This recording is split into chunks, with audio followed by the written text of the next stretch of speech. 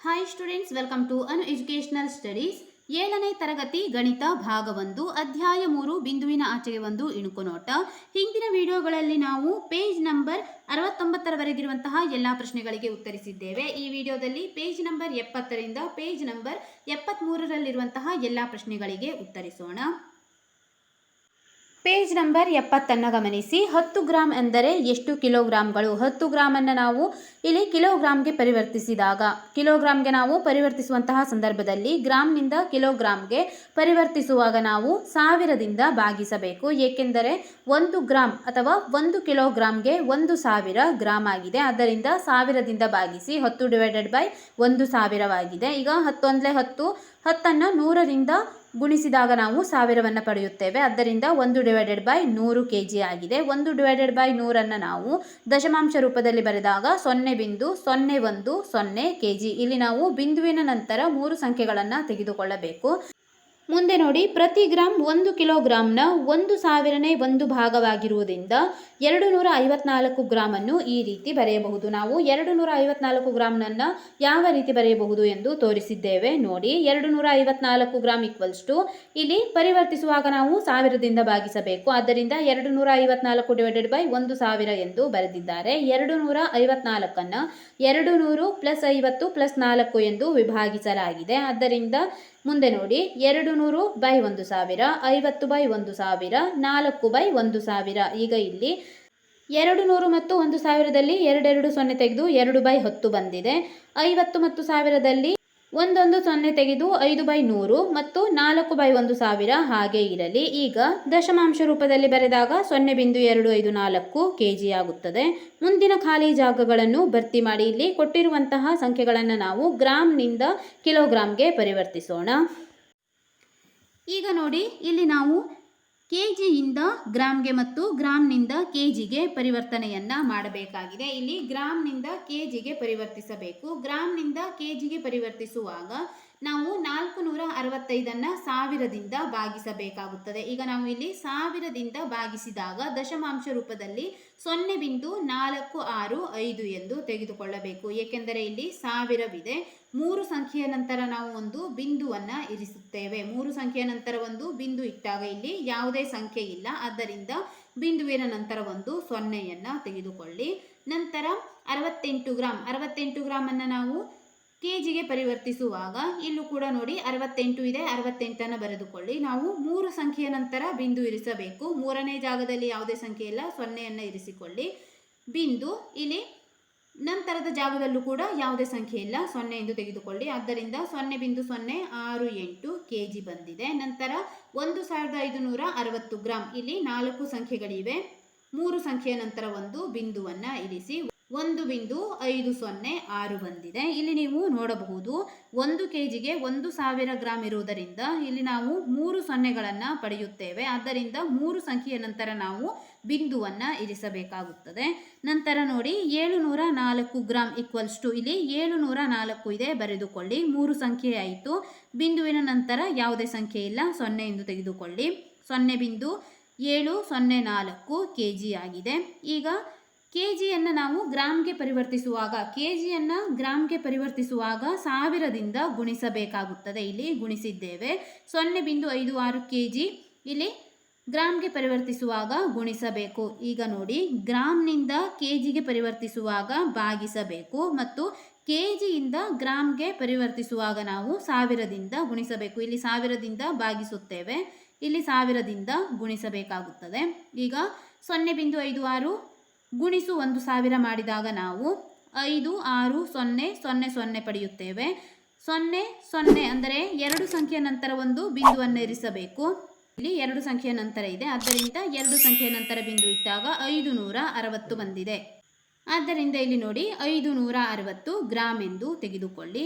ಇಲ್ಲಿ ನೋಡಿ, ಮುಂದೆ 2.5 kg, 2.5ಅನ್ನು ನಾವು ಗ್ರಾಂಗೆ ಪರಿವರ್ತಿಸುವಾಗ ಪುನಃ ಗುಣಿಸಬೇಕು. ಇಲ್ಲಿ ಕೆಜಿಯಿಂದ ಗ್ರಾಂಗೆ ಪರಿವರ್ತಿಸುತ್ತಿದ್ದೇವೆ, ಆದ್ದರಿಂದ ಗುಣಿಸಬೇಕು.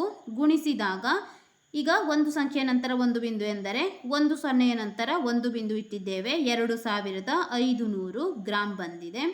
2.5 kg ಈಕ್ವಲ್ಸ್ ಟು 2500 ಗ್ರಾಂಗಳು.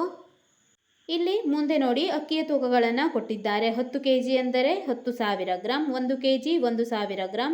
ನಂತರ ಇಲ್ಲಿ 100 ಗ್ರಾಂ, 10 ಗ್ರಾಂ ಮತ್ತು 1 ಗ್ರಾಮ್ ಅನ್ನು ಕೊಡಲಾಗಿದೆ. 1 ಗ್ರಾಮ್ಗೆ 1,000 ಮಿಲಿಗ್ರಾಂಗಳು. ಆದ್ದರಿಂದ 1 ಮಿಲಿಗ್ರಾಂ ಎಂದರೆ 1,000ನೇ 1 ಗ್ರಾಂ ಅಥವಾ 0.001 ಗ್ರಾಂ ಆಗಿದೆ.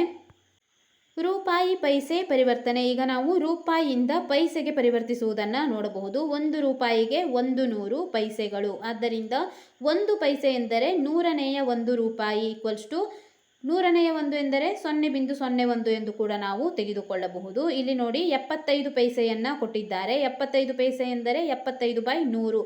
ನಾವು 1 ರೂಪಾಯಿಗೆ 100 ಪೈಸೆ ಎಂದು ತೆಗೆದುಕೊಂಡಿದ್ದೇವೆ. ಆದ್ದರಿಂದ ಪೈಸೆಗೆ ಪರಿವರ್ತಿಸುವಾಗ 100ರಿಂದ ಭಾಗಿಸಬೇಕು. 75/100 ಆಗಿದೆ. 75ಅನ್ನು 70 + 5 ಎಂದು ತೆಗೆದುಕೊಂಡಿದ್ದಾರೆ. 70/100 + 5/100. ಈಗ 70 ಮತ್ತು 100ರಲ್ಲಿ ಒಂದೊಂದು 0 ತೆಗೆದಾಗ 7 ಮತ್ತು 10 ಉಳಿಯಬೇಕು. ಇಲ್ಲಿ 7/100 ಎಂದು ತೆಗೆದುಕೊಂಡಿದ್ದಾರೆ. 7/10 ಎಂದು ಬರೆಯಿರಿ. 7/10 + 5/100 ಆಗಿದೆ. ಅಂದರೆ 10ನೇಯ 1ರ ಜಾಗದಲ್ಲಿ 7, 100ನೇಯ 1ರ ಜಾಗದಲ್ಲಿ 5 ಇದೆ. ಇಲ್ಲಿ ಬಿಡಿ ಜಾಗದಲ್ಲಿ ಯಾವುದೇ ಸಂಖ್ಯೆ ಇಲ್ಲ, 0 ಎಂದು ತೆಗೆದುಕೊಳ್ಳಿ. ಬಿಂದುವಿನ ನಂತರ 10ನೇಯ 1ರ ಜಾಗದಲ್ಲಿ 7 ಮತ್ತು 100ನೇಯ 1ರ ಜಾಗದಲ್ಲಿ 5 ಎಂದು ಬರೆದುಕೊಳ್ಳಿ. 0.75 ರೂಪಾಯಿ ಆಗುತ್ತದೆ. 75 ಪೈಸೆ ಎಂದರೆ 0.75 ರೂಪಾಯಿಗಳು. ಮುಂದಿನ ಖಾಲಿ ಜಾಗಗಳನ್ನು ಭರ್ತಿ ಮಾಡಿ ರೂಪಾಯಿಗಳು ಮತ್ತು ಪೈಸೆಗೆ ಪರಿವರ್ತಿಸಬೇಕಾಗಿದೆ. ರೂಪಾಯಿಯನ್ನು ಪೈಸೆಗೆ ಮತ್ತು ಪೈಸೆಯನ್ನು ರೂಪಾಯಿಗೆ ಪರಿವರ್ತಿಸಿ ಬರೆಯೋಣ. 10 ಪೈಸೆ ಈಕ್ವಲ್ಸ್ ಟು ಡ್ಯಾಶ್ ಎಂದು ಕೊಟ್ಟಿದ್ದಾರೆ. ಈಗ ಇಲ್ಲಿ ನೋಡಿ, ನಾವು ರೂಪಾಯಿನಲ್ಲಿರುವಂತಹ ಸಂಖ್ಯೆಗಳನ್ನು ಪೈಸೆಗೆ ಮತ್ತು ಪೈಸೆಯಲ್ಲಿರುವಂತಹ ಸಂಖ್ಯೆಗಳನ್ನು ರೂಪಾಯಿಗೆ ಪರಿವರ್ತಿಸಿ ಬರೆದಿದ್ದೇವೆ. 10 ಪೈಸೆ ಈಕ್ವಲ್ಸ್ ಟು ಡ್ಯಾಶ್ ಎಂದು ಕೊಟ್ಟಿದ್ದಾರೆ. ಈಗ ನಾವು 10 ಪೈಸೆ 10/100 ಪೈಸೆಯಿಂದ ರೂಪಾಯಿಗೆ ಪರಿವರ್ತಿಸುವಾಗ ನಾವು 100ರಿಂದ ಭಾಗಿಸಬೇಕು. 10 1 10, 10 100. ಈಗ 10 1 10ನೇಯ 1 ಆಗಿದೆ. 0.1 ದಶಮಾಂಶ ರೂಪವಾಗುತ್ತದೆ. ಅದನ್ನೇ ನಾವು ಬರೆದಿದ್ದೇವೆ. 0.10 ಇಲ್ಲಿ 100 ಪೈಸೆ ಆಗಿರುವುದರಿಂದ 3 ಸಂಖ್ಯೆಗಳಲ್ಲಿ ನಾವು ತೋರಿಸಿದ್ದೇವೆ. 0.10 ರೂಪಾಯಿಗಳು. ನಂತರ ಇಲ್ಲಿ 0.05 ಎಂದರೆ ಡ್ಯಾಶ್ ಪೈಸೆ ಎಂದು ಕೊಟ್ಟಿದ್ದಾರೆ. ನಾವು ಸುಲಭವಾಗಿ ನೋಡಬಹುದು. 0.05ಕ್ಕೆ 100ರಿಂದ ಗುಣಿಸಿದಾಗ 5ಅನ್ನು ಪಡೆಯುತ್ತೇವೆ. ನೋಡಿ, 0.05 ಗುಣಿಸು 100 ಮಾಡಿದಾಗ ಇಲ್ಲಿ ನಾವು ಈ ಗುಣಾಕಾರದ ನಂತರ 5ಅನ್ನು ಪಡೆಯುತ್ತೇವೆ. ಆದ್ದರಿಂದ 0.05 ಎಂದರೆ 5 ಪೈಸೆಗಳು. ನೀವು ಇಲ್ಲಿ ಇನ್ನೊಂದು ಉದಾಹರಣೆಯನ್ನು ಬೇಕಾದರೂ ಬರೆಯಬಹುದು. 0.05ರಲ್ಲಿ ನಾವು ಇಲ್ಲಿ ಬಿಂದುವನ್ನು ತೆಗೆದಾಗ ಉಳಿಯುವಂತಹ ಸಂಖ್ಯೆ 5 ಆಗಿದೆ. ಆ 5ಅನ್ನೇ ಇಲ್ಲಿ ತೆಗೆದುಕೊಳ್ಳಿ. ಬಿಂದು ತೆಗೆದ ನಂತರ ಉಳಿದಿರುವ ಸಂಖ್ಯೆ 5. ಆದ್ದರಿಂದ 0.05 ರೂಪಾಯಿ ಎಂದರೆ 5 ಪೈಸೆ ಆಗುತ್ತದೆ. ಇಲ್ಲೂ ಕೂಡ ಅದೇ ರೀತಿ ನೋಡಿ, 0.36 ಇಲ್ಲಿ ಬಿಂದು ತೆಗೆದಾಗ ಬರುವಂತಹ ಸಂಖ್ಯೆ 36. ಆದ್ದರಿಂದ 36 ಪೈಸೆ ಎಂದರೆ 0.36 ಪೈಸೆಗಳು. ನಂತರ 0.50 ಎಂದು ಕೊಟ್ಟಿದ್ದಾರೆ. ಇಲ್ಲೂ ಕೂಡ ನಾವು ಬಿಂದುವನ್ನು ತೆಗೆದಾಗ 50 ಉಳಿದಿದೆ. ಆದ್ದರಿಂದ 50 ಪೈಸೆ. ಈಗ 99 ಪೈಸೆ ಎಂದರೆ, ಈಗ ನೋಡಿ, 99 / 100 ಮಾಡಿದಾಗ ದಶಮಾಂಶ 0.99 ಬರುತ್ತದೆ. ಬರೆಯಿರಿ. ನಂತರ 250 ಎಂದರೆ 250 / 100 ಎಂದರೆ ಇಲ್ಲಿ 3 ಸಂಖ್ಯೆ ಇದೆ. 250, 2 ಸಂಖ್ಯೆಯ ನಂತರ 1 ಬಿಂದು, 2 0 ಇದೆ. 2 ಸಂಖ್ಯೆಯ ನಂತರ 1 ಬಿಂದು ಇಟ್ಟಿದ್ದೇವೆ. 2.50 ರೂಪಾಯಿ ಆಗಿದೆ. ಮುಂದೆ ನೋಡಿ, ಮನೆ ಅಥವಾ ಶಾಲೆಗಳಲ್ಲಿ ಹಿರಿಯರೊಂದಿಗೆ ಅವರ ಬಾಲ್ಯದಲ್ಲಿ ವಿವಿಧ ಉತ್ಪನ್ನಗಳ ಮತ್ತು ಸೇವೆಗಳ ಬೆಲೆಗಳ ಬಗ್ಗೆ ಚರ್ಚಿಸಿ ಹಳೆಯ ನಾಣ್ಯಗಳು ಮತ್ತು ಅಂಚೆ ಚೀಟಿಗಳನ್ನು ಸಂಗ್ರಹಿಸಲು ಪ್ರಯತ್ನಿಸಿ. ನೀವು ಮನೆ ಅಥವಾ ಶಾಲೆಗಳಲ್ಲಿ ಹಿರಿಯರೊಂದಿಗೆ ಚರ್ಚಿಸಿ ಹಳೆಯ ನಾಣ್ಯಗಳು ಮತ್ತು ಅಂಚೆ ಚೀಟಿಗಳನ್ನು ಸಂಗ್ರಹಿಸಿ. ಮುಂದೆ ನೋಡಿ, ದಶಮಾಂಶಗಳನ್ನು ಗುರುತಿಸುವುದು ಮತ್ತು ಹೋಲಿಸುವುದು. ಇಲ್ಲಿ ಚಿತ್ರವನ್ನು ಗಮನಿಸಿ. ಸಂಖ್ಯಾ ರೇಖೆಯ ಚಿತ್ರ. 1ರಿಂದ 2ರ ಮಧ್ಯದಲ್ಲಿ 10 ಭಾಗಗಳನ್ನು ಮಾಡಿದ್ದಾರೆ. 1ರಿಂದ 2ರ ಮಧ್ಯ 10 ಭಾಗಗಳನ್ನು ಮಾಡಿದಾಗ ಪ್ರತಿಯೊಂದು ಭಾಗವು ಕೂಡ 0.1, 0.1 ಈ ಅಂತರವನ್ನು ಹೊಂದಿರುತ್ತದೆ. ಆದ್ದರಿಂದ 1ರ ನಂತರ 1.1, 1.2, 1.3, 1.4. 1.4ಕ್ಕೆ ಇಲ್ಲಿ ವೃತ್ತವನ್ನು ಬರೆಯಲಾಗಿದೆ. ಇದು 1.4ರ ಜಾಗ. ನಂತರ 1.5, 1.6, 1.7, 1.8, 1.9 ನಂತರ 2 ದೊರೆಯುತ್ತದೆ. ಮುಂದೆ ನೋಡಿ, ಸಂಖ್ಯಾ ರೇಖೆಯ ಮೇಲೆ 1 ಮತ್ತು 1.1ರ ನಡುವಿನ ಎಲ್ಲ ಗುರುತಿಸಿದ ಭಾಗಗಳನ್ನು ಹೆಸರಿಸಿ. ಇಲ್ಲಿ 1 ಮತ್ತು 1.1ರ ಮಧ್ಯ 10 ಭಾಗಗಳನ್ನು ಮಾಡಿ 1.04 ಗುರುತಿಸಿದ್ದಾರೆ. ಅಂದರೆ ಮೊದಲನೇ ಭಾಗ 1.01, 1.02, 1.03, ನಾಲ್ಕನೇ ಭಾಗ 1.04 ಆಗಿದೆ. ಮುಂದಿನ ಚಿತ್ರ ನೋಡಿ. ಅಕ್ಷರಗಳು ಸೂಚಿಸುವ ದಶಮಾಂಶ ಸಂಖ್ಯೆಯನ್ನು ಗುರುತಿಸಿ ಬರೆಯಿರಿ. ಈಗ ನಾವು ಇಲ್ಲಿ ಕೊಟ್ಟಿರುವಂತಹ ABCD ಈ ಬೆಲೆಗಳನ್ನು ಗುರುತಿಸಿ ಬರೆಯಬೇಕು. ಇಲ್ಲಿ ನೋಡಿ 5ರಿಂದ 5.4ರ ಮಧ್ಯದಲ್ಲಿರುವಂತಹ ಭಾಗಗಳನ್ನು ಕೊಟ್ಟಿದ್ದಾರೆ. 5, 5.1 ಇಲ್ಲಿ ಮಧ್ಯದಲ್ಲಿ ಕೊಟ್ಟಿಲ್ಲ. 5.3, 5.4 ಇದೆ. ಈಗ ನಾವು ಪ್ರತಿಯೊಂದು ಅಳತೆ ಮಾಡಿ ಬರೆಯೋಣ. ಇಲ್ಲಿ ನೋಡಿ, ನಾವು ಪುಸ್ತಕದಲ್ಲಿ ಕೊಟ್ಟಿರುವಂತಹ ಚಿತ್ರವನ್ನು ಇಲ್ಲಿ ಬಿಡಿಸಿ ತೋರಿಸಿದ್ದೇವೆ. ಸುಲಭವಾಗಿ ಅರ್ಥ ಮಾಡಿಕೊಳ್ಳಿ. 5, 5.1 ಮಧ್ಯ ಕೊಟ್ಟಿಲ್ಲ.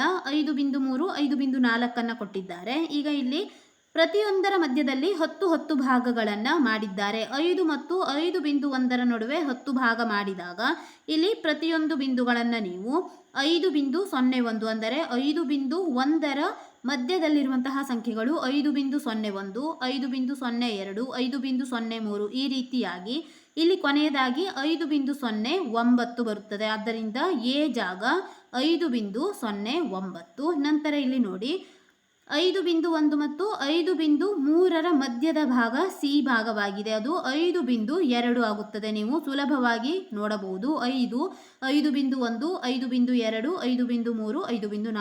ಆದ್ದರಿಂದ ಸಿ 5.2 ಆಗುತ್ತದೆ. ಇದು ಹಾಗೆ ಇರಲಿ. ಇದು 5.2 ಆದಾಗ 5.1, 5.2ರ ಮಧ್ಯದಲ್ಲಿರುವಂತಹ ಸಂಖ್ಯೆಗಳನ್ನು ನೋಡಿ. 5.1 ಒಂದರ ನಂತರ 1, 2, 3, 4 ಅಂದರೆ 5.11, 5.12 ಈ ರೀತಿಯ ಸಂಖ್ಯೆಗಳು ಬರುತ್ತವೆ. ಆದ್ದರಿಂದ 5.11, 5.12 ಇದು 5.13. ಇದು ಬಿ ಜಾಗ 5.13 ಆಗಿದೆ.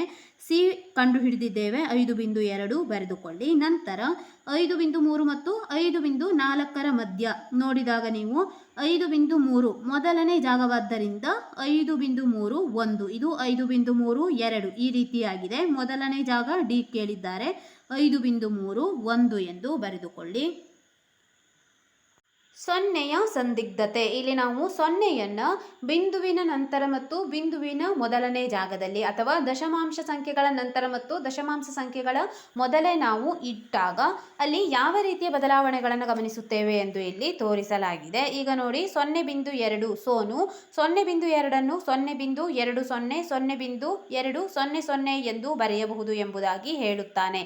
ಇದು ಸರಿಯಾಗಿದೆ. ಏಕೆಂದರೆ ಇಲ್ಲಿ ನೀವು ನೋಡಬಹುದು 0.2 ಎರಡರ ನಂತರ ನಾವು ಎಷ್ಟೇ ಸೊನ್ನೆಗಳನ್ನು ಹಾಕಿದಾಗಲೂ ಕೂಡ ಬೆಲೆಯು ಒಂದೇ ಆಗಿರುತ್ತದೆ. ಅದೇ ರೀತಿ ಇಲ್ಲಿ ಕೆಳಗಡೆ ಒಂದು ಕೋಷ್ಟಕವನ್ನು ಕೊಟ್ಟಿದ್ದಾರೆ ನೋಡಿ. ದಶಮಾಂಶ ಸಂಖ್ಯೆ 0.2 ಬಿಡಿ ಎಂದರೆ 0 ಆಗಿದೆ. 10ನೇ 1 ಎಂದರೆ 2.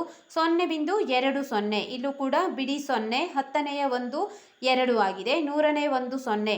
ಇಲ್ಲಿ ಮುಂದೆ ನೋಡಿ 0.2 00 ಎಂದು ತೆಗೆದುಕೊಂಡಾಗಲೂ ಕೂಡ ಬಿಡಿ 0. 10ನೆಯ 1 2. 100ನೇ 1 0 ಆಗಿದೆ. 1000ನೇ 1 ಕೂಡ 0 ಆಗಿದೆ. ಅದೇ ರೀತಿ 0.02 ಎಂದು ತೆಗೆದುಕೊಂಡಾಗ 0 ಬಿಂದು ಇಲ್ಲಿ 10ನೇ 1ರ ಜಾಗದಲ್ಲಿ 0 ಕೊಟ್ಟಿದ್ದಾರೆ 0. ನಂತರ 100ನೇ 1ರ ಜಾಗದಲ್ಲಿ 2 ಇದೆ. ನಂತರ 0.002 0ಯ ನಂತರ ಬಿಡಿ 0 ಇದೆ. 10ನೇ 1ರಲ್ಲಿ 0, 100ನೇ 1ರಲ್ಲೂ 0 ಮತ್ತು 1000ನೇ 1ರ ಜಾಗದಲ್ಲಿ 2 ಇದೆ. ಇಲ್ಲಿ ನೀವು ನೋಡಬಹುದು ದಶಮಾಂಶದ ನಂತರ ಅಂದರೆ ಬಿಂದು 2 ಈ 2ರ ನಂತರ ನಾವು 0 ಇಟ್ಟಾಗ ಬೆಲೆ ಒಂದೇ ಆಗಿರುತ್ತದೆ. ಆದರೆ ಬಿಂದುವಿನ ಪಕ್ಕದಲ್ಲಿ 0, 0.02, 0.002 ಈ ರೀತಿ ತೆಗೆದುಕೊಂಡಾಗ ಇಲ್ಲಿ ಬೆಲೆಗಳು ಬದಲಾಗುತ್ತವೆ. ಅದನ್ನೇ ಇಲ್ಲಿ ಕೆಳಗೆ ಕೊಟ್ಟಿದ್ದಾರೆ. 0.2, 0.20 ಮತ್ತು 0.00 ಎಲ್ಲವೂ ಸಮನಾಗಿವೆ. ಇವು ಮೂರುಗಳು ಕೂಡ ಒಂದೇ ಸಮನಾಗಿವೆ. ಏಕೆಂದರೆ ಅವು ಒಂದೇ ಪ್ರಮಾಣದ 10ನೇ 1ನ್ನು ಪ್ರತಿನಿಧಿಸುತ್ತವೆ. ಎರಡನ್ನು ಅವು 10ನೇ 1ರಲ್ಲಿ ಹೊಂದಿದ್ದಾವೆ. ಆದರೆ 0.2, 0.002 ಮತ್ತು 0.002 ಭಿನ್ನವಾಗಿವೆ. ಇವುಗಳು ಬೇರೆ ಬೇರೆ ಬೆಲೆಗಳನ್ನು ಇಲ್ಲಿ ಗುರುತಿಸುತ್ತವೆ. ಈಗ ನೋಡಿ, ಇವುಗಳಲ್ಲಿ ಯಾವುದು ಅತಿ ಚಿಕ್ಕದು ಮತ್ತು ಯಾವುದು ಅತಿ ದೊಡ್ಡದು ಎಂದು ನೀವು ಹೇಳಬಲ್ಲಿರಾ? ಇಲ್ಲಿ ಚಿಕ್ಕದು ಮತ್ತು ದೊಡ್ಡದನ್ನು ಕಂಡುಹಿಡಿಯುವ ಸಂದರ್ಭದಲ್ಲಿ ನಾವು ಇಲ್ಲಿ ಬಳಸಬೇಕಾದಂತಹ ಸಂಖ್ಯೆಗಳು 0.2, 0.02 ಮತ್ತು 0.002. ಇವುಗಳಲ್ಲಿ ನಾವು ಈಗ ಅತಿ ಚಿಕ್ಕದು ಮತ್ತು ಅತಿ ದೊಡ್ಡದು ಯಾವುದು ಎಂದು ಬರೆಯೋಣ. ಇಲ್ಲಿ ನಾವು 0.2, 0.02, 0.002ರಲ್ಲಿ ಚಿಕ್ಕದು ಮತ್ತು ದೊಡ್ಡದನ್ನು ಕಂಡುಹಿಡಿಯುವಾಗ ಇವುಗಳ ಸ್ಥಾನ ಬೆಲೆಯ ಭಾಗವನ್ನು ಬರೆಯಬೇಕು. ಅಂದರೆ 0.2 ಇದು 10ನೇ ಒಂದು ಭಾಗವನ್ನು ಸೂಚಿಸುತ್ತದೆ. ಬಿಂದುವಿನ ನಂತರದ ಜಾಗ 10ನೇ ಒಂದರ ಜಾಗ, ಇದು 10ನೇ ಒಂದು ಭಾಗವನ್ನು ಸೂಚಿಸುತ್ತದೆ. 0.02 ಇಲ್ಲಿ 2 100ನೇ ಒಂದರ ಜಾಗದಲ್ಲಿದೆ, ಇದು 10ನೇ ಒಂದರ ಜಾಗ, ಇದು 100ನೇ ಒಂದರ ಜಾಗ. ಮುಂದಿನ ಸಂಖ್ಯೆ ಇದ್ದರೆ ಅದು 1001ನೇ ಭಾಗವಾಗುತ್ತದೆ. ಆದ್ದರಿಂದ ಇಲ್ಲಿ 2 100ನೇ ಒಂದು ಭಾಗವನ್ನು ಸೂಚಿಸುತ್ತದೆ. ನಂತರ 0.002 ಇದು 1000ನೇ ಒಂದು ಭಾಗ, 2 1000ನೇ ಒಂದರ ಜಾಗದಲ್ಲಿದೆ, ಆದ್ದರಿಂದ 1000ನೇ ಒಂದು ಭಾಗವನ್ನು ಸೂಚಿಸುತ್ತದೆ. ಇಲ್ಲಿ ನೋಡಿ 10ನೇಯ ಒಂದು, 100ನೇಯ ಒಂದು, 1001, ಇದು 1001ನೇ ಭಾಗ ಚಿಕ್ಕದಾಗಿದೆ, 10ನೇ ಒಂದರ ಭಾಗ ದೊಡ್ಡದು. ಇಲ್ಲಿ 002 ಮುಂದಿನ ಸಂಖ್ಯೆ 2 ಬಂದಿದೆ, ಆದ್ದರಿಂದ ಇದು ಚಿಕ್ಕ ಸಂಖ್ಯೆ ಆಗುತ್ತದೆ, ಇದು ದೊಡ್ಡ ಸಂಖ್ಯೆ. ಆದ್ದರಿಂದ ಚಿಕ್ಕದು 0.002, ದೊಡ್ಡದು 0.2 ಆಗಿದೆ. ಇವುಗಳಲ್ಲಿ ಯಾವುವು ಒಂದೇ ಆಗಿವೆ? ಸಂಖ್ಯೆಗಳನ್ನು ನೋಡಿ. 4.5, 4.05, 0.405, 4.050, 4.50, 4.005 ಮತ್ತು 0.450. ಇವುಗಳಲ್ಲಿ ನಾವು ಈಗ ಯಾವ ಬೆಲೆಗಳು ಒಂದೇ ಆಗಿವೆ ಎಂದು ಬರೆಯೋಣ. ಈಗ ಸಂಖ್ಯೆಗಳನ್ನು ಬರೆದುಕೊಳ್ಳಿ. 4.5, 4.05, 4.405, 4.050, 4.050, 4.50, 4.005, 04.50. ಈಗ ಇಲ್ಲಿ ನೀವು ಗಮನಿಸಿ, 4.5, 4.50, 4.50 ಇಲ್ಲಿ 0 ಇದೆ, 4.5 ಬಂದಿದೆ, ಇಲ್ಲೂ ಕೂಡ 4.5, 4.5 ಈ ಮೂರು ಸಂಖ್ಯೆಗಳನ್ನು ಬರೆದುಕೊಳ್ಳಿ. 4.5, 4.50, 04.50 ಇವು ಒಂದೇ ಆಗಿವೆ. ಹೇಗೆ ಎಂದು ನೀವು ನೋಡಬಹುದು. ಇಲ್ಲಿ 4ರ ಹಿಂದೆ ಯಾವುದೇ ಸಂಖ್ಯೆ ಇದ್ದರೂ, ಅಂದರೆ 4ರ ಹಿಂದೆ 0 ಇದ್ದರೆ ಈ 4ರ ಬೆಲೆ ಬದಲಾಗುವುದಿಲ್ಲ. ಮತ್ತು ಇಲ್ಲಿ ದಶಮಾಂಶದ ನಂತರ, ಅಂದರೆ ಈ ದಶಮಾಂಶದ ನಂತರ ಸೊನ್ನೆಗಳನ್ನು ಇಟ್ಟಾಗಲೂ ಕೂಡ ಇಲ್ಲಿ ಈ ಬೆಲೆಯಲ್ಲಿ ಬದಲಾವಣೆಯಾಗುವುದಿಲ್ಲ. ಈ ಎಲ್ಲ ಬೆಲೆಯೂ ಕೂಡ 4.5 ಆಗಿರುತ್ತದೆ. ಆದ್ದರಿಂದ ಇವು ಒಂದೇ ಆಗಿವೆ ಎಂದು ಬರೆದುಕೊಳ್ಳಿ. ನಂತರ ಇಲ್ಲಿ 4.05 ಈ ಪದ 4.05, 4.050 ಇಲ್ಲಿ 1 ಹೆಚ್ಚಾಗಿದೆ. ಇಲ್ಲೂ ಕೂಡ ದಶಮಾಂಶದ ನಂತರ 0 ಇದೆ, ಅಂದರೆ ದಶಮಾಂಶದ ಜಾಗದ ನಂತರ 0 ಇದೆ. ಆದ್ದರಿಂದ ಇದು ಕೂಡ ಇದು ಒಂದೇ ಬೆಲೆಯಾಗಿದೆ. ಇವುಗಳು 0.405, 4.005 ಇವುಗಳು ಹೊರಗುಳಿಯುತ್ತವೆ. ಈಗ 4.05, 4.050 ಇದನ್ನು ಬರೆಯಿರಿ. 4.05, 4.050 ಇವುಗಳು ಒಂದೇ ಆಗಿವೆ. ಇಲ್ಲಿ ನೋಡಿ, ಈ 5ರ ನಂತರ ನಾವು 0ಯನ್ನು ಬೇಕಾದರೂ ಇಟ್ಟುಕೊಳ್ಳಬಹುದು. ಆದ್ದರಿಂದ 4.05, 4.050 ಇವು ಒಂದೇ ಆಗಿವೆ.